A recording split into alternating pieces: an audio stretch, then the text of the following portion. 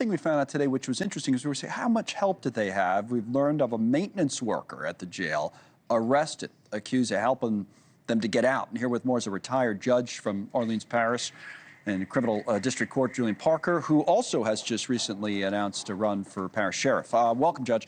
Thank you for coming on. This maintenance worker, let me start with that, actually, because we say, oh, what kind of help did they have? 33 years of age and, facing all these charges of helping these guys to get out. What would you say about, they needed, I guess, to knock the toilet off the wall. They needed some help. And I think this guy says they threatened to stab him, but now they're charging him. They had to cut the rebar in the wall to get out. There wasn't enough room to get out between the bars, so he had to have a Dremel or some sort of an electric saw to cut those bars. And those things, I have one, and they make noise. They make a high-pitched whine that would have been heard by whoever was supposed to be on guard. Right. That's the other thing. I was saying that from the beginning. Like, it was kind of a half a joke. We say we have these cameras in front of our house. You get an alert on your phone if someone walks in front if you want. Someone actually had to be monitoring the system there and would have just known that they were running across the lawn, or to your point, would have heard them cutting through the wall. I mean, there seems to be more than just this maintenance worker involved in at least turning a blind eye, right? I would think so. How many people do you think would have been involved in something like this?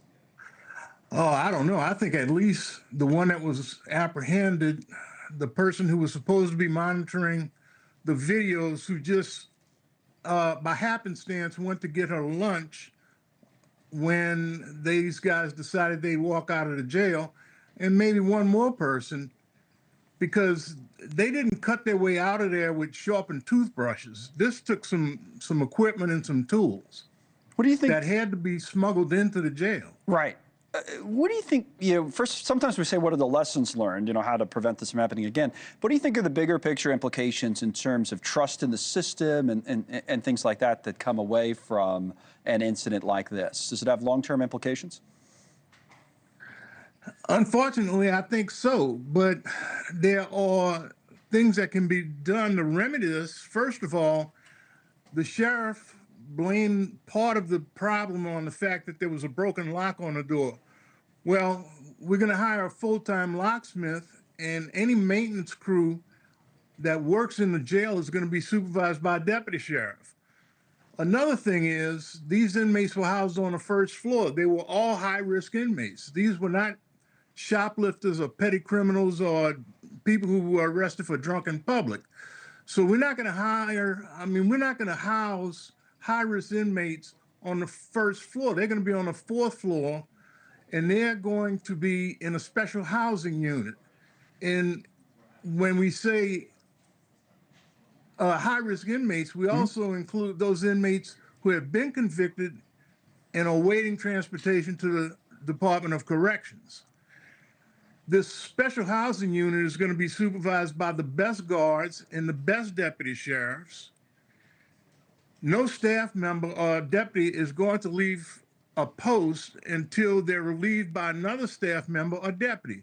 And this especially applies to meal breaks. I mean, it's just hard to believe that somebody left for a meal break and now we have the whole city on edge, right, and a multi-million-dollar manhunt going on with the FBI, the ATF, the sheriff's office, the police department, because the video monitors weren't being monitored. So your video monitors must be constantly monitored. Right. At night, we should have bed checks every 16 minutes.